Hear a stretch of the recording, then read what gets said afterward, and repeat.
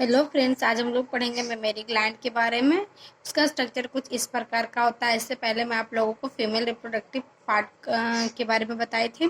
तो आज के लेक्चर में हम लोग पढ़ेंगे मेमोरी ग्लैंड के बारे में। तो ये मेमोरी ग्लैंड जो होता है रिब्स के ऊपर प्रेजेंट होता है।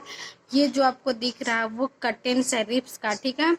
ये आपका पेक्टोरियल मेजर मसल्स, ये कुछ मसल्स हैं जो कि मेमोरी ग्लैंड में पाया जाता है। ये है एडपोज टिश्यू, उसके बाद टिश्यू रहता है, ठीक है।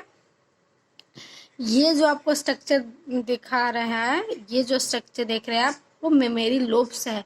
और हर एक मेमोरी लोब्स में 15 से 20 लोब्स पाए जाते हैं। हर एक मेमोरी ग्लैंड में, कहने का मतलब हुआ ये मेमोरी लोब्स है। और हर एक मेमोरी ग्लैंड में ये 15 से 20 लोब्स पाया जाता है, ठीक है।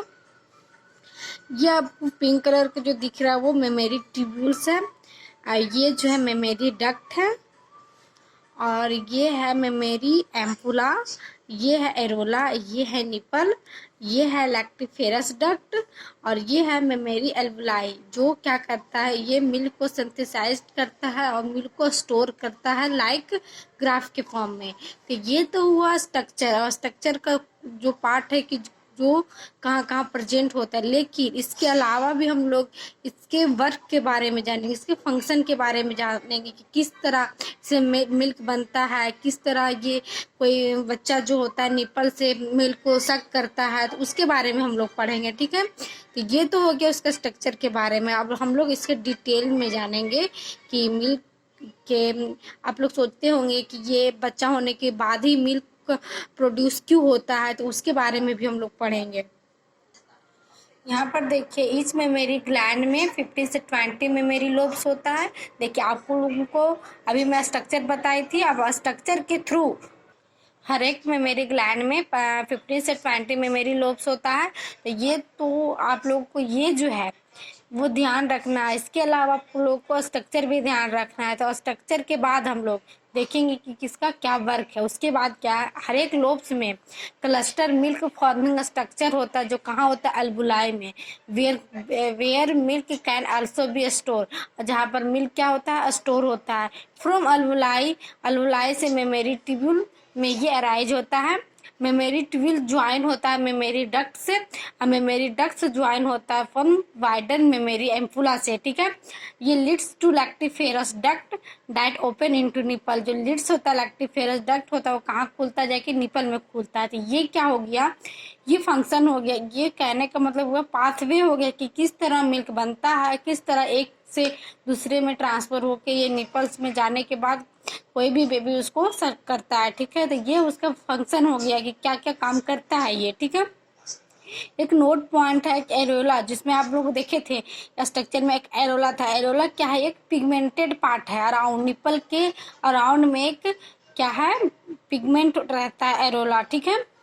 देखिए, ये स्ट्रक्चर आप लोगों को मेमोरी ग्लैंड में देखा गया था, ठीक है। अगर ये पार्ट को जूम करके देखा जाए तो कुछ इस प्रकार होता है, ठीक है। ये एम्पुला है, मेमोरी डक्ट है, मेमोरी ट्यूब्यूल, मेमोरी एल्बुलाई और मेमोरी लोब्स, ठीक है। अगर इसको अगर जो जूम करके देखा जाए तो कुछ इस प्रकार होता है, जो जहाँ पर ये है हमारा एल्बुलाई, जो ये रिसेप्टर का काम करता है फॉर किसके लिए, प्रोक्लिक्ट, ये रिसेप्टर का काम करता है प्रोलैक्टिन के लिए, ठीक है। ये जो पार्ट है, ये है एपिथेलियल सेल है, जो कि कहाँ पाया जाता है, एल्वुलाई में, ठीक है। ये है मायोएपिथेलियल टिश्यू। ये मायोएपिथेलियल टिश्यू है, जो कि एक प्रकार का मसल्स कहने का मतलब हुआ, ठीक है। जो कि इसके अंदर में मेरी एल्वुलाई को जूम करके देखा जाए तो उसमें ये सब पार्ट पाया जाता है, ठीक है। ये मायोएपिथेलियल जो सेल है वो रिसेप्टर का काम करता है ऑक्सीडेटिंग को मिल्क इजेक्टिंग हार्मोन। जो हार्मोन की मदद से ही तो ये मिल्क बनता है, तो उसको हेल्प के लिए कौन काम करता है, मायोएपिथेलियल सेल्स है, जो कि काम करता है इसके थ्रू, ठीक है। अब हम लोग देखेंगे लैक्टेशन, ठीक है। अब हम लोग देखेंगे किस प्रकार हार्मोन के मदद से ये मिल्क जो होता है प्रोड्यूस होता है। तो इसमें दो तरह का हार्मोन्स होता है। पहला है PRH और दूसरा है PIH। ये हाइपोथैलेमस है।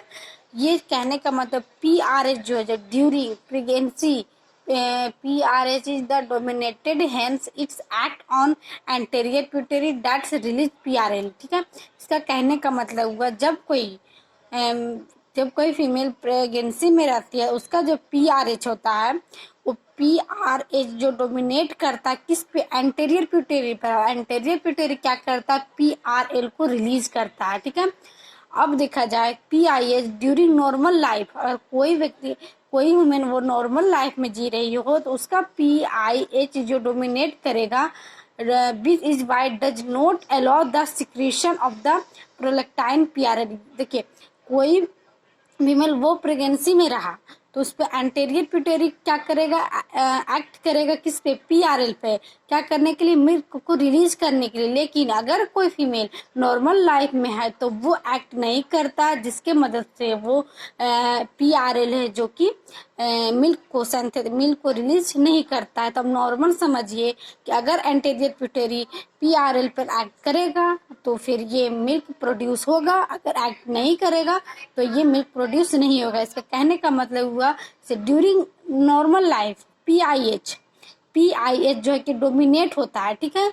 और वो उसी प्रकार डोमिनेट होता है, इसके वजह से वो अलाउ नहीं करता है। जब तक आप किसी को काम करने के लिए नहीं बोलेंगे तब तक वो नहीं करेगा। इसी प्रकार के हार्मोन्स भी काम करते हैं, ठीक है।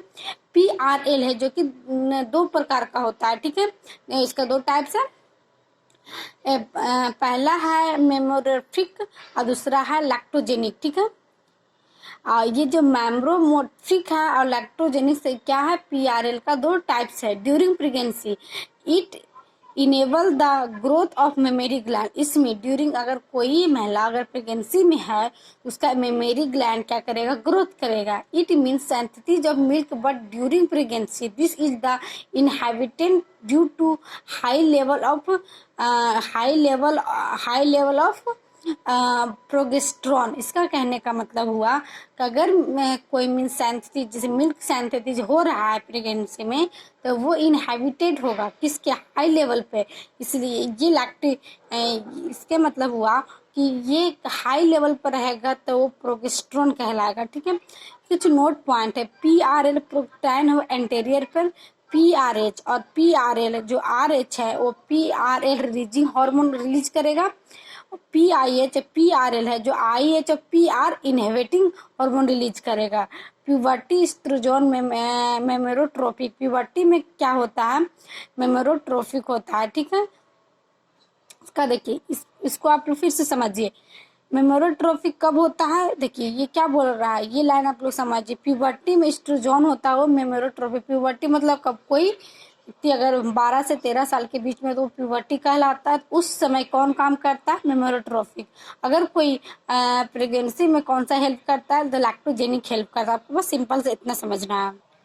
अगर देखा जाए अगर उसका स्ट्रक्चर को, उसमें जो 2 तरह का हार्मोन्स होता है, जैसे देखिए बेबी सक कर रहा है निपल से, ठीक है, मिल्क को क्या कर रहा है, सक कर रहा है। ये मायोएपिथेलियल सेल है, ठीक है। इसका स्ट्रक्चर तो आप लोगों को पहले भी दिखाई हूँ, ठीक है।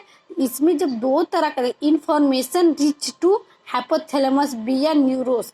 देखिए ये जैसे ही बेबी सक किया निपल को, जैसे ही वो सक किया ये डायरेक्ट इन्फॉर्मेशन किसके पास गया, हाइपोथैलेमस के पास ये इन्फॉर्मेशन गया। हाइपोथैलेमस के पास 2 तरह का हार्मोन होता है, एंटेरियर प्यूटेरी, दूसरा पोस्टेरियर प्यूटेरी। एंटेरियर प्यूटेरी में PRL रिलीजिंग हार्मोन होता है, इसमें क्या होता है, ऑर्गोटिकिन होता है, ठीक है। तो ये एक्ट करता है एल्बुलाई पर। कौन, ये PRL है जो कि एक्ट करता है एल्बुलाई पर, किसके लिए, मिल्क सिंथेसिस के लिए, ठीक है। ये जो है मिल्क इजेक्टिंग हार्मोन है जो मिल्क लिट डाउन। जब जैसे देखिए आप लोगों को किसी को कहना है कि मिल्क देना है तो आप किसी दूसरे आदमी को रखिएगा, और मिल्क नहीं देना तो उसके लिए दूसरे आदमी को रखिएगा। इसी प्रकार ये हार्मोन 2 तरह का व्यक्ति को रखा हुआ, एक एंटेरियर है दूसरा पोस्टेरियर है। एंटेरियर को कहा जा रहा है कि तुम एल्वुलाई से मिल्क को सिंथेसिस करो, जबकि पोस्टेरियर को कहा जा रहा है कि तुम मिल्क डाउन को, ये हार्मोन को डाउन करो। तो इसमें एक और पॉइंट है, hormone of hypothalamus store in the posterior pituitary. Hypothalamus जो हार्मोन है वो क्या करता है, स्टोर करता है मिल्क को, ठीक है। Act on the myoepithelial cell which contract and ultimately milk come out the वैल्यूवेक्टर फेरिसेस डक्ट। इसमें कहने का मतलब हुआ कि मायोपिथेलियल सेल जो है वो कंट्रैक्ट होता है, वो अल्टीमेटली मिल्क को क्या करेगा, वो बाहर कर देगा, ठीक है। अब मिल्क का कुछ कंपोजिशन होता है, ठीक है। एक कोलेस्ट्रोम है जो फर्स्ट मिल्क है, ठीक है, which is slightly yellowish which high amount of antibody. और ये एंटीबॉडी देखिए, इसका कहने का मतलब हुआ ये मिल्क जो स्लाइटली क्या होता है, थोड़ा सा पीला टाइप का एलोविस होता है, ठीक है। इसकी हाई अमाउंट में इसमें क्या होता है, एंटीबॉडी होता है और इम्यूनोग्लोबिन होता है। ये दो प्रकार का इसमें एंटीबॉडी होता है। एक एंटीबॉडी होता है कि एक होता है इम्यूनोग्लोबिन। तो दो तरह का इसमें ये होता है जिसके मदद से ये जैसे कोई जैसे मिल्क है, पहला तो क्या हुआ कंस्ट्रक्शन में द फर्स्ट मिल्क हुआ, उसके बाद स्लाइटली एलोविस है और दो तरह का हाई अमाउंट एंटीबॉडी है। पहला है एंटीबॉडी और दूसरा इम्यूनोग्लोबिन, जिसको हम IgA कहते हैं, ठीक है। मिल्क बहुत सारी चीज़ को कंटेन करता है। मिल्क शुगर को भी कंटेन करता है, मिल्क प्रोटीन भी रखता है, IgA भी रखता है, ठीक है। और दूसरा तीसरा है जिसमें एक और है इलेक्ट्रोसिटिक इन हाई अमाउंट, सबसे ज़्यादा क्या रखता है इलेक्ट्रोलाइटिक्स, जो कि बहुत ज़्यादा रखता है। और poor in iron and fats. इसमें आप लोगों को 3 बातें इसमें ध्यान रखना है। 2 बातें तो आपको अच्छे से ध्यान रखना है कि हाई अमाउंट में क्या रहता है इलेक्ट्रोसाइटिक्स, थर्ड क्या है एक और है IgA। आप लोगों को ये जो है आप लोगों को ध्यान में रखना है, ठीक है। तो आज के लिए बस इतना ही, मिलते हैं नेक्स्ट लेक्चर में। तो आज आप लोगों को मैं मेरी ग्लैंड्स के बारे में बताई हूँ। अब नेक्स्ट लेक्चर में मैं आप लोगों को ओजेनेसिस के बारे में बताऊंगा, जो कि बहुत ही इम्पोर्टेंस है, ठीक है। तो अगर आप मेरे चैनल्स को अभी तक सब्सक्राइब नहीं किए तो प्लीज़ कर दीजिएगा, ज़्यादा से ज़्यादा लाइक कीजिए, शेयर कीजिए, जिससे आप लोगों के दोस्तों को भी ये सुविधा मिल सके। क्योंकि ये मेरा जो नोट्स है वो बेसिकली देखा जाए तो मैं PW से पढ़ती हूँ, तो उसी का नोट्स है। मेरे से जितना हो सकता है मैं आप लोगों को बताने की कोशिश करूँगी, ठीक है। तो मिलते हैं नेक्स्ट लेक्चर में। तो तब तक के लिए थैंक यू।